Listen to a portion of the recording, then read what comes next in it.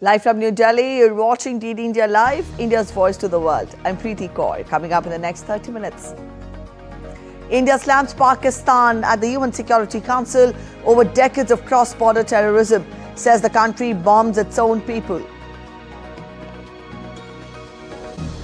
Prime Minister Narendra Modi expresses gratitude to people as he enters 25th year of serving as head of a government.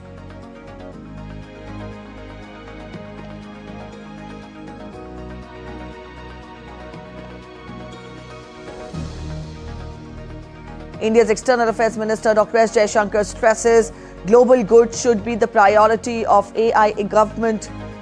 At the Trust and Safety India Festival 2025, the minister says India consistently advocated inclusive use of AI.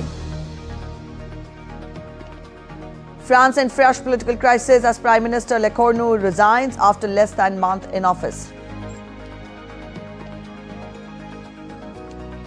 Trump says chance of Gaza peace deal really good and it will be lasting as talks continue in Egypt.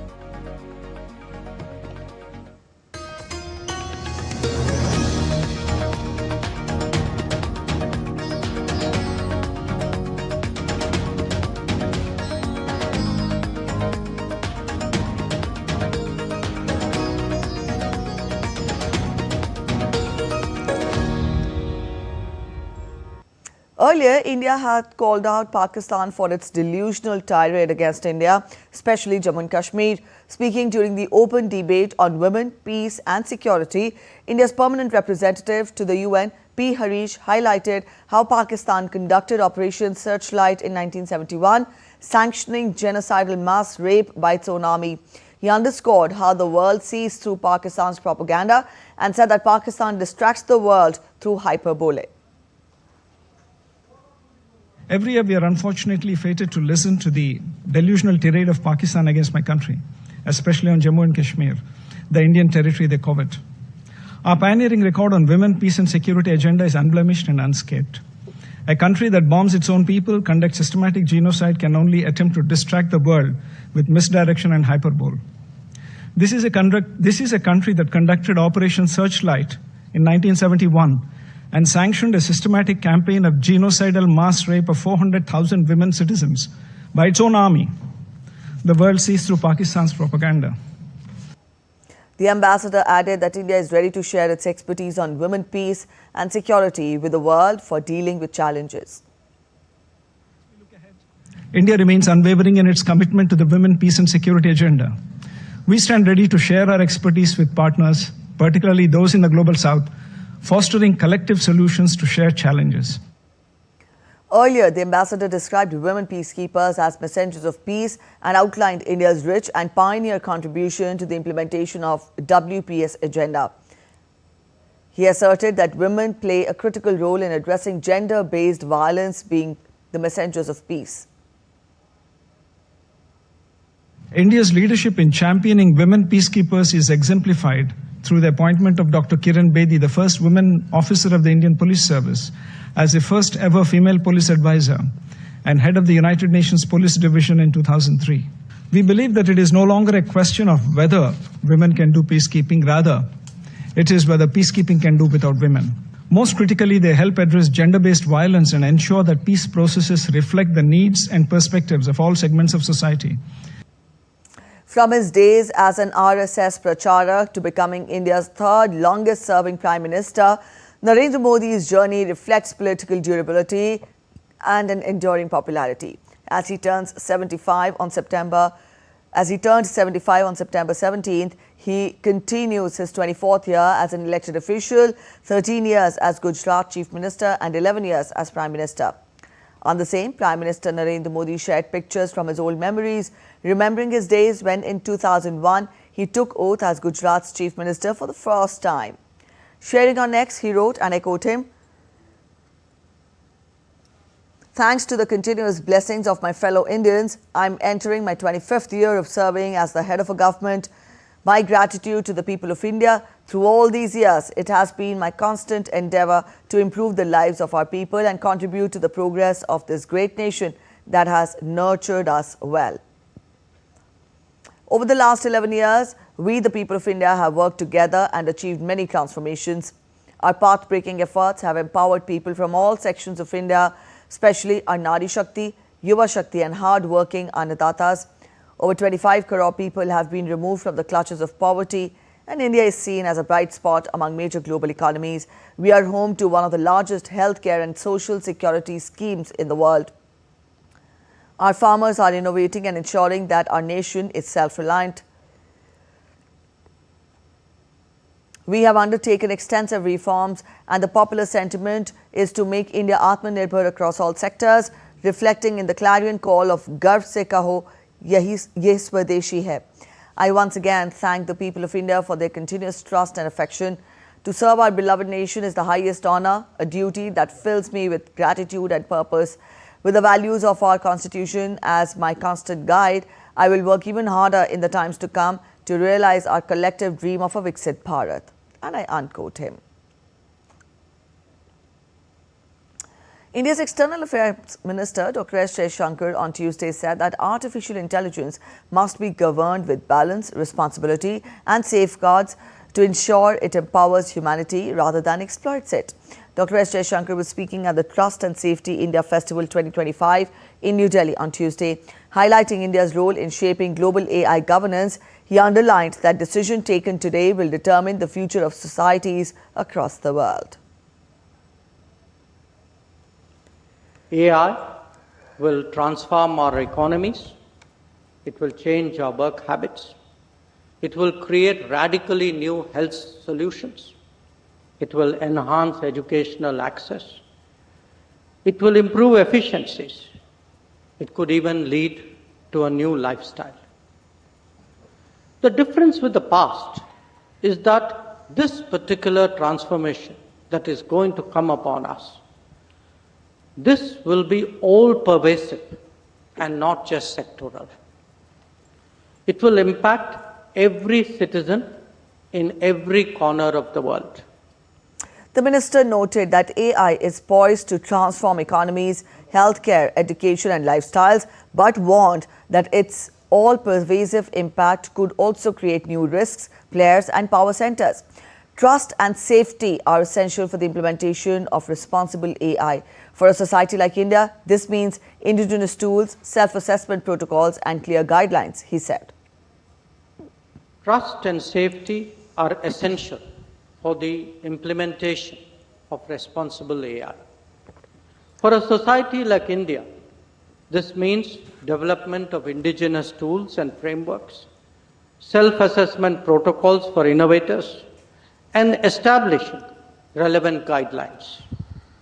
Only then can we be assured that the development, deployment, use, and governance of AI is safe and accessible. Commerce and Industry Minister Piyush Goyal said that India does not encourage cryptocurrencies that lack sovereign or asset backing. He announced that India will introduce a digital currency backed by an RBI guarantee aimed at simplifying transactions and traceable transactions as compared to traditional banking. The minister is on an official visit to Doha, Qatar, to co-chair the meeting of the India-Qatar Joint Commission on Economic and Commercial Cooperation, along with his Qatari counterpart, His Excellency Sheikh Faisal bin Thani bin Faisal Al Thani. We have not been encouraging cryptocurrency which does not have sovereign backing or which is not backed by assets, say from the federal bank or local currency. So India has also announced that we'll be coming out with a digital currency which will be backed by Reserve Bank of India guarantee like currency. And our idea is that this will only make it easier to transact. It will also reduce the paper consumption and will be faster to transact than the banking system also. But it will also have traceability through blockchain. So only legal transactions can be done. On the sidelines of the Joint Commission, the minister held a series of high-level business meetings with senior Qatari dignitaries and corporate leaders. These interactions provided an opportunity to discuss avenues for greater investment flows, technology partnerships and joint ventures between Indian and Qatari enterprises.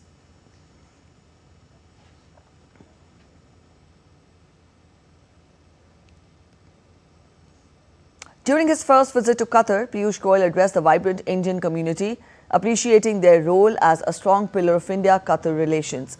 Qatar ranks among India's key trading partners within the Gulf Cooperation Council, with bilateral trade totaling over $14.15 billion in 2024-25. Reaffirming India's commitment to inclusivity, innovation and global cooperation, he urged the Indian diaspora to continue serving as an important bridge between the two nations and as key partners in realizing India's growth vision.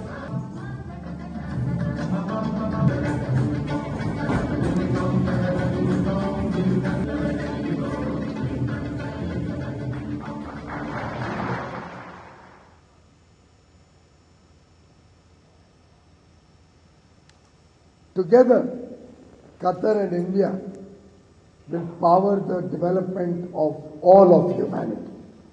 And that is the strength that you bring to the table.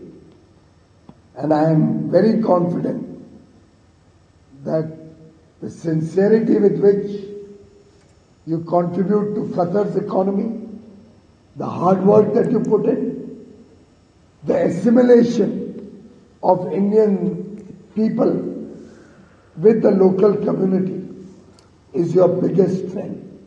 Together, when all of you represent India, you are the living bridge between Qatar and India. India Mobile Congress begins on October 8th in New Delhi, and it marks the beginning of one of Asia's largest technology and innovation gatherings. This year's edition will also showcase how the Indian mobile and telecom ecosystem is evolving to meet the global needs. IMC 2025 is set to host over 1.5 lakh visitors, 7,000 delegates and participants from more than 150 countries. It will feature 6 major global summits at the forefront of the digital innovation. On this occasion, Minister of State for Rural Development and Communications, Dr. Chandrasekhar Pemasani said that India's telecom sector has emerged as a beacon of innovation, connectivity and inclusion.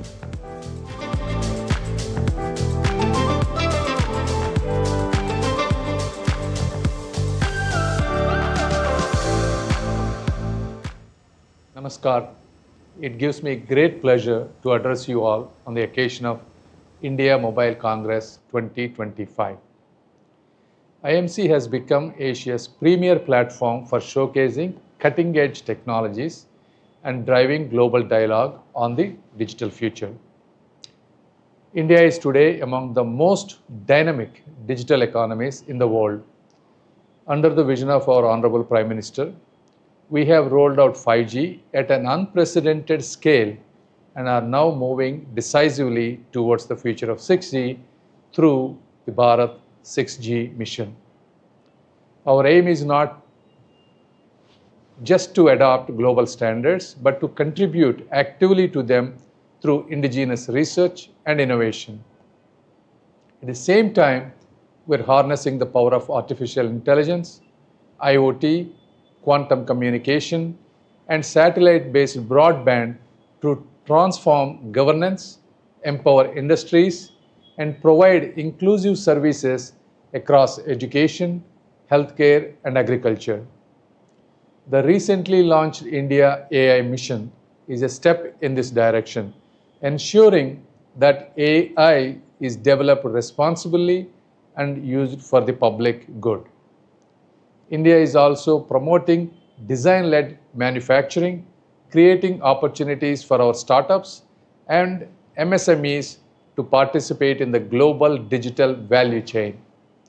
Whether it is developing 5G, 6G technologies, semiconductor ecosystems, or next-generation devices, our focus is on making India a hub of affordable, trusted, and sustainable digital solutions.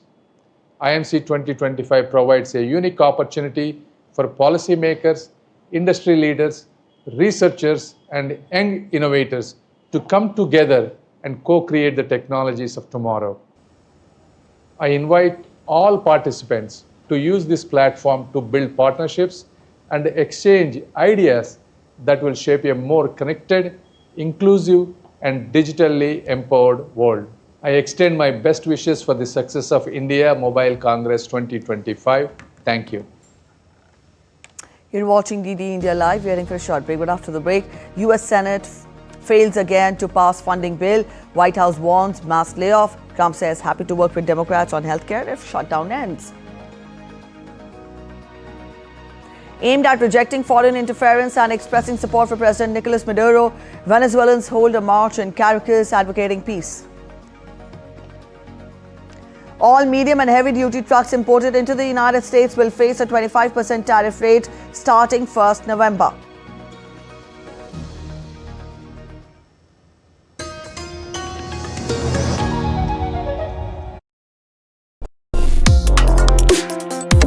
Complex issues, hidden agendas, twists and turns, strategic games.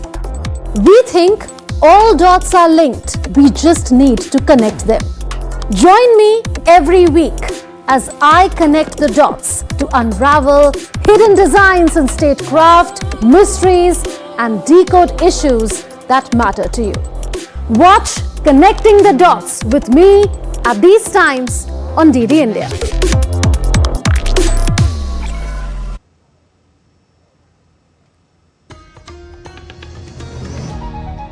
Welcome back. After the break, you're watching DD India Live. French President Emmanuel Macron on Monday gave his outgoing Prime Minister time until Wednesday to hold last-ditch talks with other political parties to try to chart a path out of the crisis.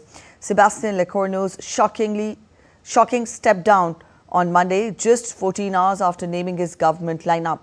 The resignation made him the third French Prime Minister to leave office since last December and the fifth one in 2 years to announce resignation. It was not immediately clear what Lecornu's task would entail. France's constitution allows Macron to reappoint Lecornu as Prime Minister, should he wish. Macron gave Lecornu time until Wednesday to hold meetings with political parties to try to chart a path out of the crisis. If Lecornu's bid to achieve stability by Wednesday fails, Macron has three options. He can appoint another Prime Minister, he can once again dissolve the National Assembly, or he can resign himself. Lecornu's ministerial lineup has been fiercely criticized across the board by parties in the National Assembly, which threatened to vote it down. The nomination of former Finance Minister Bruno Le Maire as the Minister of the Armed Forces, in particular, seemed to be a sticking point for many political factions. For now, far-right and hard-left parties are urging Macron to call new snap parliamentary elections or quit. And now we take a look at what may happen next. The deepening crisis will disrupt the 2026 budget process, raising the likelihood that emergency legislation will be needed to keep the government running. Under French law, the government has time until October 7th to deliver a 2026 budget bill, although the constitution allows some flexibility until mid-month. But with so little time to appoint a new Prime Minister and cabinet, it is increasingly unlikely that Macron administration can deliver the bill on schedule. In that event, lawmakers would need to pass emergency stopgap legislation to the authorities to authorize spending, taxation and borrowing from January 1st until a full budget is approved. France resorted to such emergency measures last December after the then Prime Minister Michel Barnier's government was ousted, invalidating his proposed 2025 budget. Delegations from Israel and Hamas held their first day of indirect negotiations in Egypt on Monday on a US-drafted peace plan. Discussions were set to resume on Tuesday afternoon. As per reports, both the parties have agreed on most of the first phase terms, which include the release of hostages and establishing a ceasefire. The Israelis are led by top negotiator Ron Dermer, while Khalil Al-Hayya leads the Hamas delegation.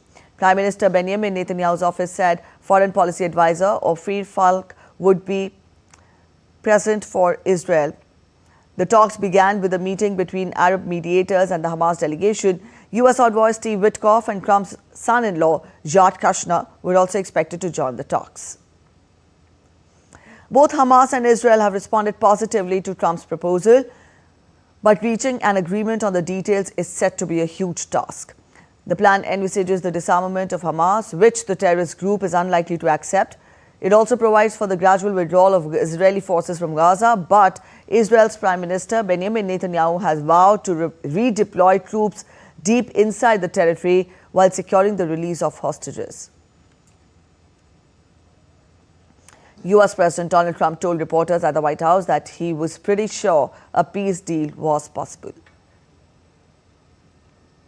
I have red lines. If certain things aren't met, we're not going to do it. But I think we're doing very well, and I think Hamas has been agreeing to things that are very important. I think we're going to have it soon. I think we're going to have a deal.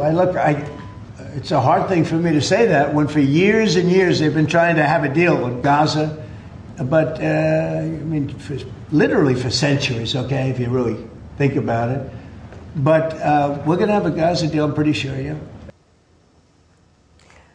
Families held a moment of silence at the site of Israel's Nova Music Festival on Tuesday to remember the victims of the October 7, 2023 attack by Hamas. Dozens of relatives paid their respects at the site, which has since become a memorial, holding a minute's silence to mark the 2 years to the day after the attack. The Israelis on the streets hope for a deal to secure the release of the hostages. As of 251 hostages, there are 48 of them still remaining in Gaza, and 20 of these are believed to be alive. The US Senate has once again failed to pass a spending budget, making it the fifth such time that would continue to keep the government in a state of shutdown. Both Democratic and Republican funding proposals failed to pass in the Senate on Monday, unable to reach the 60-vote threshold needed for approval. A Republican bill gathered 52 affirmative votes and 42 nays. Previously, the Democratic-led bill had 45 affirmative votes and 15 negatives. 3/5 of the Senate votes were needed to approve the motion put forth. US President Donald Trump has said that he would be open to making a deal on subsidies for the Affordable Care Act. Trump said he was happy to work with Democrats on healthcare policy, but the shutdown must end first. We have a negotiation going on right now with the Democrats that could lead to very good things. What kind of And I'm talking about good things with regard to health care. Well, I don't want to say that. I don't want to say that. But we are speaking with the Democrats, and some very good things could happen with respect to health care. I'd like to see a deal made for great health care. Yeah, I want to see great health. I'm a Republican, but I want to see health care much more so than the Democrats. Trump had warned earlier that another stalemate could result in a significant job loss. The White House on Monday backed off Trump's assertion that US government employees were being laid off right now due to the shutdown, but warned that job losses could result if Congress does not restore federal funding. US President Donald Trump announced on Monday that all medium and heavy-duty trucks imported into the United States will face a 25% tariff rate starting 1st of November. Trump, in a social media post, said that all medium and heavy-duty trucks coming into the United States will be tariffed at the rate of 25% from 1st of November. This is a month-long delay from the October 1st start date, he vowed in an earlier social media post unveiling the new duty. Trump last month had said that heavy truck imports would face new duties on October 1st on national security grounds, saying the new tariffs were to protect manufacturers from unfair outside competition. Larger vehicles include everything from delivery trucks, garbage trucks, public utility trucks, transit, shuttle and school buses and tractor-trailer trucks, as well as semi-trucks and heavy-duty vocational vehicles. Under trade deals reached with Japan and the European Union earlier, the United States has agreed to 15% tariff on light-duty vehicles, but it is not clear if they will face that rate for larger vehicles. Moving on, amid rising tensions with Venezuela, US President Donald Trump on Monday has called off efforts to reach a diplomatic agreement with Venezuela and told his special envoy, Richard Grenell, to stop all outreach. Earlier, Trump said that US forces hit another vessel allegedly carrying illegal drugs off the coast of Venezuela, adding that the US would also start looking at drug trafficking occurring on land. Venezuelan President Nicolas Maduro has repeatedly alleged that the US is hoping to drive him from power. At the same time, President Nicolas Maduro said on Monday that Venezuela foiled a false flag operation by what he called local terrorists to plant explosives at the US embassy in Caracas and exacerbate a dispute between the two countries over drug trafficking. The statement came amid a strong US military deployment in the Caribbean focused on combating drug trafficking. That's it in this edition of DD India Live, but let us know your thoughts on the news of the day. For those of you on the go, you can get all the latest news and updates from India and across the world on the DD India mobile app. This app is available on both Android and iOS platforms, and you can download the respective QR codes. We'll be back with more news as it breaks here on DD India. I'm Preeti Kaur signing off, and from all of us here in Delhi, thanks for watching DD India Live.